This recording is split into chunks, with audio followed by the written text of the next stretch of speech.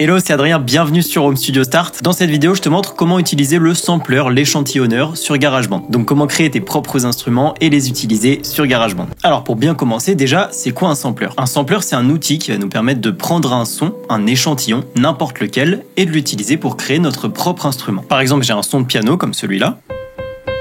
Je le rentre dans mon sampler et il va automatiquement assigner ce son à mes autres touches en les rendant plus aigus. Ou plus graves.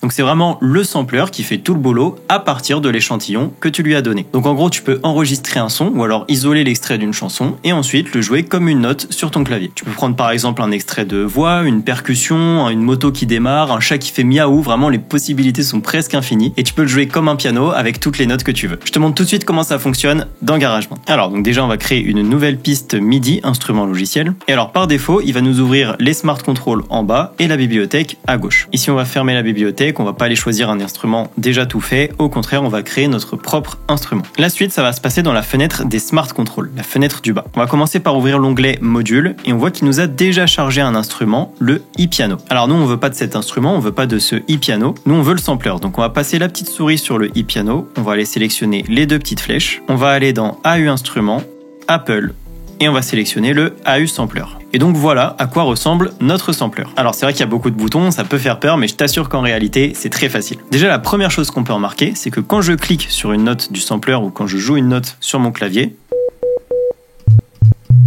il y a un son qui sort. Ce son, on le voit juste ici dans la colonne de gauche, c'est le Sine 110 built-in. Dans la plupart des cas, on voudra jamais garder ce son. On veut justement le remplacer par notre propre son. Donc dans un premier temps, on va ajouter notre son, et puis ensuite, on viendra supprimer le Sine 110 built-in. Donc moi, mon son, mon échantillon, il ressemble à ça. Et donc je vais me servir de ce son pour l'assigner à mon piano et donc le créer en instrument. Donc je vais venir cliquer sur mon petit engrenage en bas de la fenêtre, ajouter des échantillons, et donc je vais sélectionner mon son test GarageBand et ouvrir. Voilà, donc dans ma colonne du sampler, on voit que j'ai toujours le Sine 110, mais j'ai aussi le son test qui a été ajouté. Donc si maintenant je joue une note sur mon clavier, on entend bien mon son, mais on entend aussi le Sine 110 built-in. On entend les deux en même temps. Donc maintenant que j'ai ajouté mon son test, je n'ai plus besoin du Sine 110 built-in, donc je vais le sélectionner. Et puis je vais appuyer sur le petit moins en bas de la fenêtre. Hop, voilà, donc comme ça je n'ai que mon son test. Si j'appuie sur mon clavier, effectivement, je n'ai bien que mon son test. Donc là, à partir de ce moment-là, je peux très bien lancer l'enregistrement, commencer à pianoter sur mon piano et ça va automatiquement enregistrer mon nouvel instrument. Pourquoi pas? Mais alors, il faut faire attention. Je vais supprimer ça. Écoute bien, je vais jouer un Do sur mon clavier avec le sampler.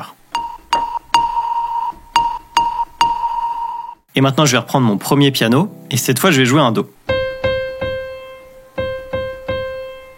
Et bah c'est pas la même note.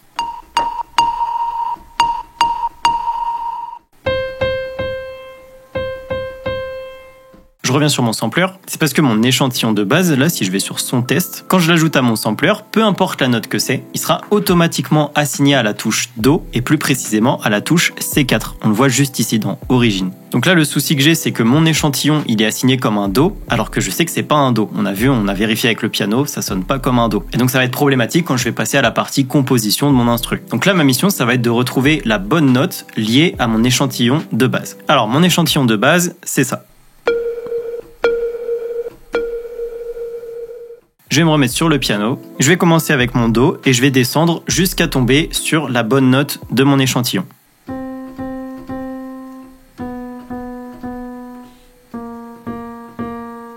Ok, j'ai l'impression que c'est celle-là. Je vais reprendre mon sampler.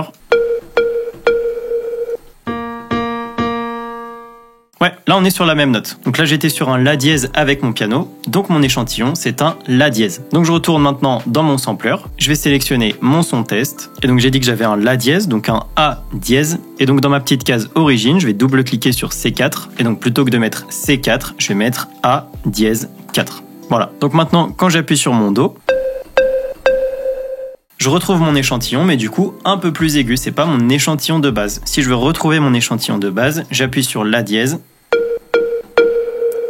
et il est là. Voilà, donc à partir de maintenant, j'ai mes touches qui sont bien assignées à mon sampler. Je peux lancer l'enregistrement et commencer à composer mon instru.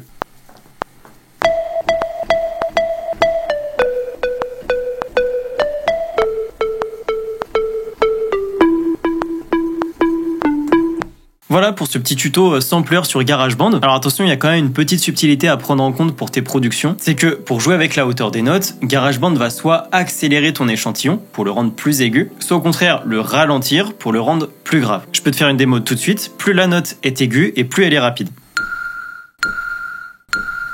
Et donc à l'inverse, plus elle est grave et plus elle sera lente.